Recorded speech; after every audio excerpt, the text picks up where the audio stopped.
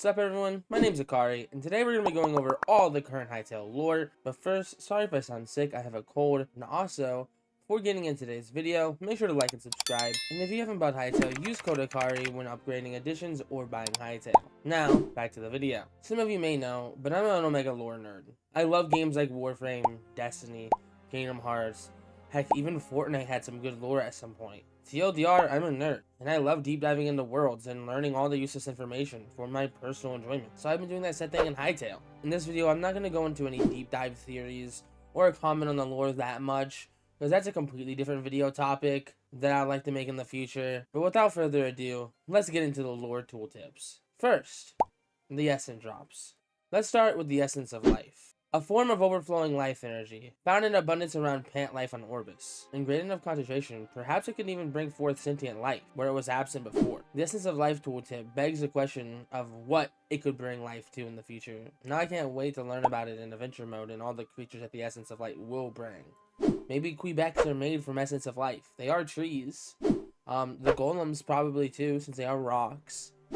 But, you know, that's just theorizing, and like I said, I don't want to do any deep theorizing in this video. Now onto the essence of lightning. Raging storms have proved attractive to many creatures over the centuries, though the true source of such magic is nowhere to be found. The elementals born from its lingering traces still wander the land. The mere concept of lightning magic is awesome, and on top of that, it's a rare magic. Legit W chaser. Now onto the essence of water. Even fish have a natural affinity for magic.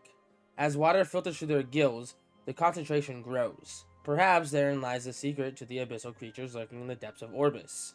As a fish myself, and a water magic / typing enjoyer, this gets me beyond hype. I want to learn about everything, because this makes me think that there might be a giant fish boss in the future. That's huge. Now, onto the final essence type, Essence of the Void. It's unclear whether the creatures of the Void produce this essence, or its presence is required to sustain their existence. What can be said for a certain is that the two are inextricably bound. And with that, that's all the essence in Hytale, and all the lore tooltips that come along with them. Now, let's move on to the dropped items, starting with the heavy leather. Every hunter aspires to bring down creatures spoken only in myth, save for a few who banded together during the Ages of Heroes. Most must be satisfied with bears and wolves, and any other apex predator instead. I do really like the concept of hunting mythical beasts, because mythical beasts are just so cool, just in general. And I'm super happy and super hyped to see mythical creatures later in the game. But let's move to the next item now. Bone fragments. The tooltips read as: Orbis' most advanced civilization shared a common trait, the hubris that ultimately led to their downfall. These bone fragments are the cursed creatures from which they were salvaged. Such should serve as a reminder that some paths are best left untrodden. What? That means like there's genuine like ancient civilizations in the Hytale world, and that's freaking insane. I can't wait for the future of Hytale, especially in adventure mode, and all the lore that'll be coming with it. This game is going to be so cool. The Venom Sack is up next, and it's truly not that deep, and it's a pretty short one as well. Orbis is the home to poisonous creatures, from all shapes and all sizes. Antidotes distilled from their venom by the Farron were once prized, across all the land. Once again, like I said, that's it, by the way. It's a very short one, it doesn't have much. The only thing that lets us know that Farron's made antidotes for poison, and that everyone loved them for it. Now onto the Void Heart. The still beating heart of a greater denizen of the Void.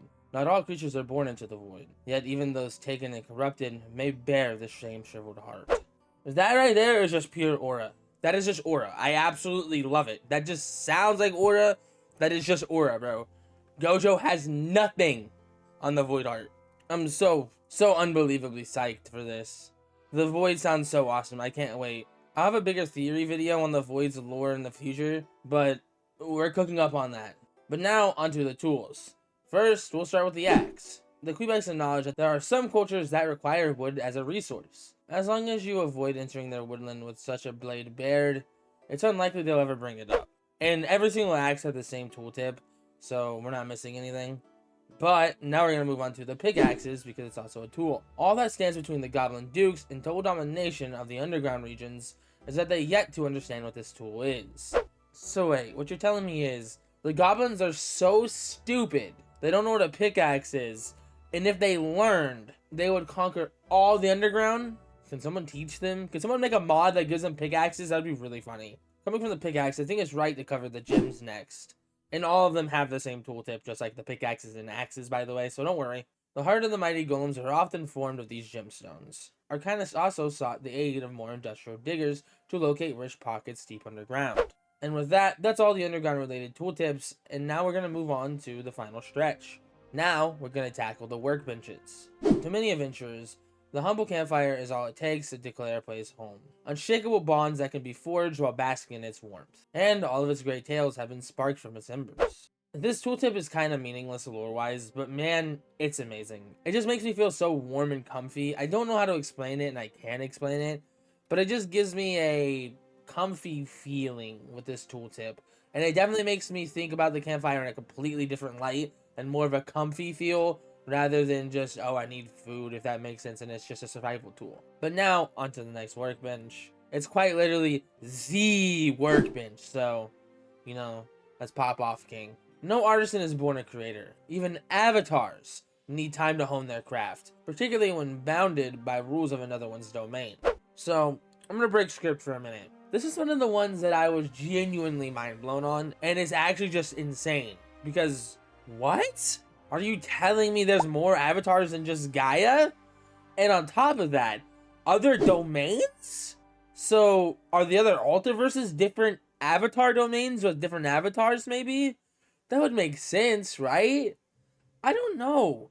This is a really hard one to tackle, but I don't... That is for a completely different lore video that is going to go way deeper than what this one does. So stay tuned for the Altiverse lore video. With that bombshell, let's move to the next workbench. I don't even know if the next one is going to be this insane, but let's see. The next workbench is the Alchemist workbench. The alchemists of old long sought the secrets to eternal life. Some might say they achieved that grand goal, though perhaps not in the form they imagined. Once again, that's pretty insane. So, humans might have changed into different creatures to gain immortality. If so, that's really, really, really cool. And that gives me extreme Lovecraftian horror vibes, and that is genuinely awesome. W. Genuinely W. Now, let's move on to the next workbench. This workbench is the Arcanist workbench. The arcane arts are the closest thing mere mortals have ever came to achieving the power of the Avatar.